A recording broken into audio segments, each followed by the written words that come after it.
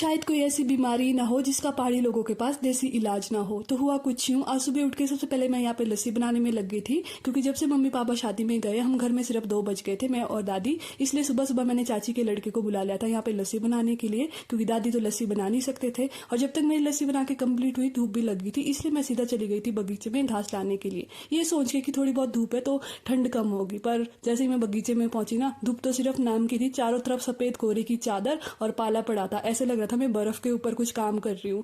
खैर जैसे न तैसे मैंने तो थोड़ी बहुत घास बना ली थी, और जब तक मैं घर पहुंची दादी मेरे इंतजार में आंगन में ही बैठे थे, क्योंकि गाय के लिए घास नहीं बची थी। इसलिए जैसे मैं घास लेके आ गई, दादी ने सीधा गाय के लिए घास डाली और उसके बाद चले गए थे रोटियां बनाने के लिए। और मुझे एक और काम दे दिया था, ये की वाली जड़ें लेके आ, और इस जड़ों को हमारे यहाँ बोलते हैं भुआंडा। जब से मेरी दादी को ना बवासीर की प्रॉब्लम हुई थी और उन्होंने ये वाली जड़ें खाई थी, काफी ठंडी होती है और उससे वो ठीक भी हो गए थे, तब से दादी सबको ये जड़ें सजेस्ट करते हैं। तो उनके रिलेशन में किसी को ओ प्रॉब्लम हो गई थी बवासीर की, तो दादी ने बोला ये मुझे जड़ें उनको भी भिजवानी है, तो लेके आ और इनको धो धा के पैक कर दे थैली में। तो मैं भी लेके आ गई और इनको अच्छे से जो है काट दिया। जो इसके पत्ते होते हैं ना, ये बहुत कांटेदार होते हैं, तो इनको काट करके मैंने इसको अच्छे से वॉश किया। फिर सोचा मैं अभी टेस्ट कर लेती हूँ कैसी होती है। खाने में तो मीठी मीठी थी, और कुछ लोग तो हमारे यहाँ अगर किसी को पीलिया की शिकायत होती ना, तब भी ये जड़ें खाते और बोलते कि उससे ठीक हो जाते। पर मैं तो यही बोलूंगी पहले डॉक्टर से पूछ लो तभी खाना। चलो बाय।